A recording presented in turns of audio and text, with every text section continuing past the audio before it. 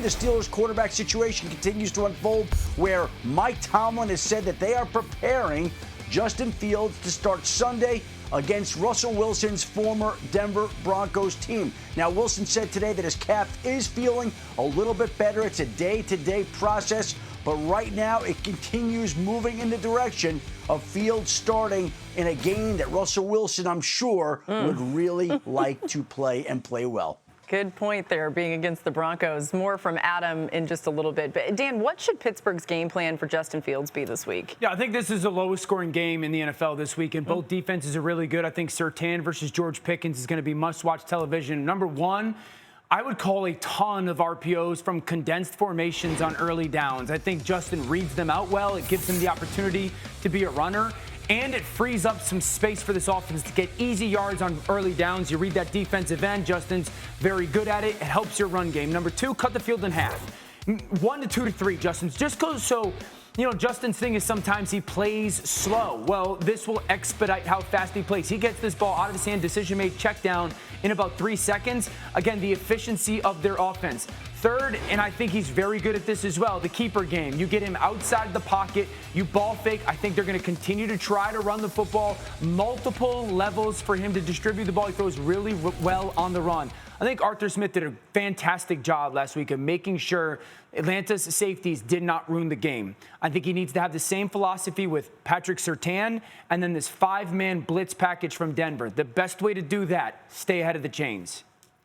Well, the big thing is this. They're not playing a team with Jesse Bates and Justin Simmons that will be sitting in between the numbers. So you can approach the middle of the field, at least to me this week, a little differently. Yeah. And you'll have to. Is A.J. Terrell a very good corner? Yes. Is he Patrick Surtain II? Hell no. And if you watched that game last week between the Seattle Seahawks and the Denver Broncos, you saw that DK Metcalf had a tough time catching the football down the field. So it's going to be about who is the complement this week to George Pickens. Can Freiermuth get involved in this game in between the numbers? Can you use Calvin Austin in different ways with jet sweeps and also finding ways to put the football in his hands early? And we watched the check down to Najee Harris. Can they involve him in the pass game to get the football out of Justin Fields' hands really quickly? I love what Arthur Smith did last week because he protected Justin. Now I think it's time to take the next step of opening the offense up a little bit more, but not putting him in a place where he gets sort of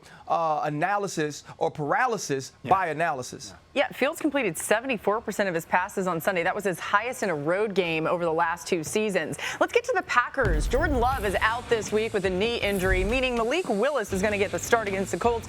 Willis joined the team a little over 2 weeks ago, and while Matt LaFleur has said he's picking up the playbook, you got to wonder how limited their plan may be. Mina, when you think about this situation for the Packers at quarterback, what are your thoughts? Yeah.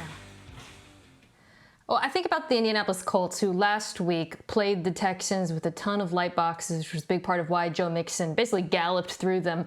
Not going to be the case this week. I expect Gus Bradley and this defense to stack the box, sell out against the run, both the QB run and Josh Jacobs. So for Willis and for Matt LaFleur, the challenge is, can you take advantage of that? If you're hitting play action, can you throw to those voids in coverage? When you get those one-on-ones, and you're going to get a lot in this game, can you deliver an accurate football in that short to intermediate range? He does not have to be a hero. It's a great offense, a great structure, great play calling. He just has to deliver on a few of those easier passes to keep this thing going. Okay, I'm with you. Execution, right? Like we think about a couple years ago, Matt LaFleur and Aaron Rodgers went up to Arizona, if I remember correctly, with no wide receivers. I think they were down to practice squad guys, and he put a plan together in order for that specific week and that team to have success. I think you got to move the launch point as well. We know Willis is an athletic quarterback as well. I think he's comfortable in giving him an option to either take off or push the ball down the field. And Josh Jacobs didn't get traded there for no reason, right? They are going to lean on the run game, and this is not unconventional of the Green Bay Packers. Matt LaFleur has figured out ways at times, to MK's point, to find some light in those boxes. I think you use Malik Willis' legs to create some leverage in the run game, but you also, like I said, the first part, move the launch point and give him some easy access throws. And to Mina's point, when he has those opportunities to push the ball downfield, hopefully he can hit a few of them. Obviously, the Packers wish Jordan Love was out there, but I think it's going to be fun to see Malik Willis get another opportunity, somebody that we were excited about when he was coming out of the draft. All right, new on NFL Live, Adam Schefter has some news out of Chicago. All right, Laura, this just in from Chicago. The Bears have released their injury report for today, and neither receiver, Keenan Allen nor Rome Odunze, practiced again today for a second straight day. Keenan Allen is dealing with the heel injury. Rome Odunze is dealing with the knee injury, and that's 2 straight days of DNPs for both players. They play Sunday night in Houston against C.J. Stroud and the high-powered Texans attack, and it looks like the Bears could potentially be shorthanded at wide receiver. Man, that's not what you want to see. The defense bailed him out week 1, but Caleb Williams knows he's got some things to work on. We'll keep an eye on that for sure. It's time to see what's on trend, you guys, around the NFL. I'm going to give you a stat. The analyst will tell you if the trend continues this week. Anthony Richardson showed off his arm in a big way Sunday, completing 2 passes over 50 air yards, both to Alec Pierce. He became the first player to have multiple completions of at least 50 air yards in a game since Baker Mayfield did it in 2018. However, under that yardage, he went 7 for 17. So his 41% completion rate on throws under 50 yards was the lowest by any quarterback in week 1. Marcus, do you expect more deep shots this week?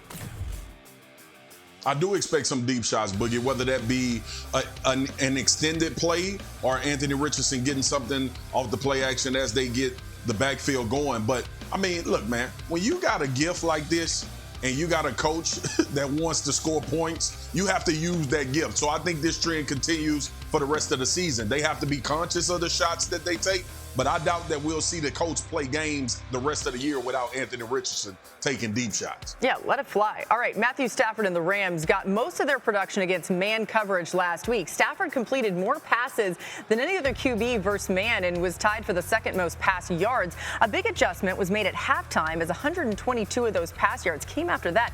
Mina, do you expect that trend to continue this week? I do, although I don't think the Cardinals are going to play a ton of man coverage. But if they do, even though the offensive line situation in LA is obviously very concerning, the combination of a quarterback who can make every throw from every platform with pressure in his face and a play caller in Sean McVay who is absolutely diabolical when it comes to attacking man coverage makes me think that it would be just as successful as we saw last Sunday. Kyler Murray started hot versus Buffalo and then fizzled out. In the first half, he completed 16 of 19 passes and threw for 131 yards.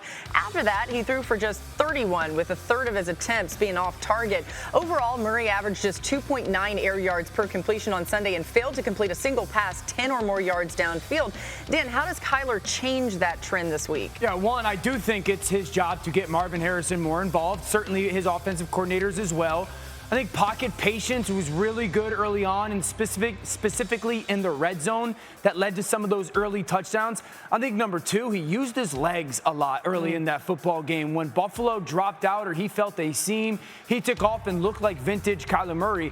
And then 3, they got him outside the pocket with some of those designed bootlegs that have become a staple in this offense. Didn't do it as much in the second half. I think those things implemented with get Marvin Harrison Jr. the ball early and often helps them play a complete football game. Yeah, they looked really good there, though, for that first half especially. I thought he played really well.